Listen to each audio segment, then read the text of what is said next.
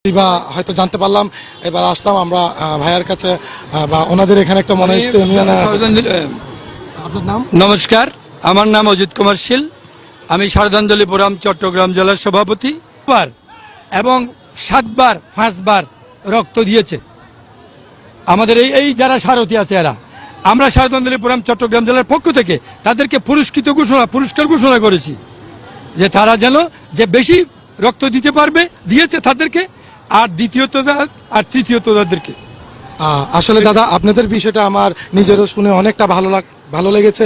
আপনার কাছ থেকে আমি যেটা জানতে চাইবো সেটা হচ্ছে আপনারা এই যে সেমিনারটা সেটা তো এখানে না করে কিংবা আপনার একটা ক্লাবে একটা কোথাও অন্য জায়গায় করতে পারতেন, এখানে করার বিষয়টা হলো আমাদের যেটা কেন্দ্রীয় নেতা ওনার একটা এখানে ওরা ঘোষণা দিয়েছে, এখানে ঘোষণা দেওয়াতেই এই সিআরবিটা তো সবার একটু পরিচিত জায়গা, খোলা মেলার মধ্যে বসবে। আমি কিন্তু বলেছিলাম আমরা একটা অফিসে করার জন্য, কিন্তু সেটা করে নাই।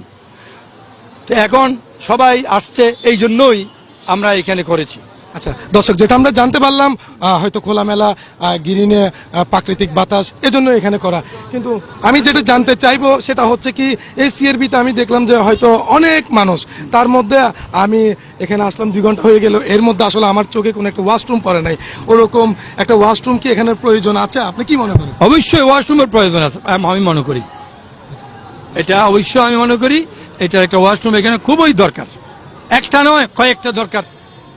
যে সেমিনার ওইটা নিয়ে আমি ভাইয়ের কাছ থেকে ওনার পরিচয় জানতে চাই।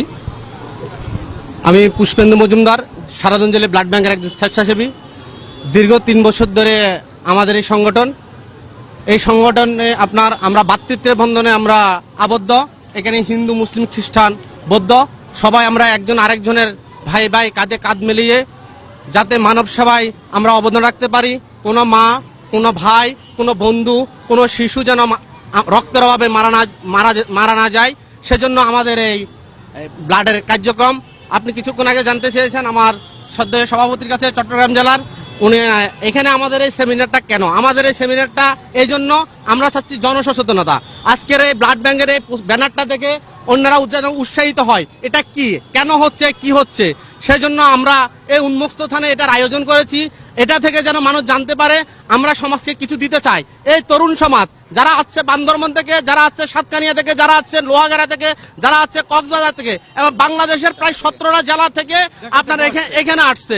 তো আমি সেই সব ভাইদেরকে অনুরোধ করব, যেহেতু বৃহত্তর হচ্ছে বাংলাদেশে এখনো রক্তের অনেক ঘাটতি। আমরা চাইবো যেহেতু আমরা তরুণ সমাজ আমরাই পারবো, যদি আমরা একটু চেষ্টা করি নিজের উদ্যোগে, এই সমাজ পারবে আমাদের রক্তের যে ঘাটতি সেই ঘাটতিটা মেটাতে। আমি সেই জন্য আপনার অপরূপ টিভিকে অসংখ্য ধন্যবাদ জানাই, যারা আজকের এই অনুষ্ঠানটা কভারেজ করতে এসেছেন।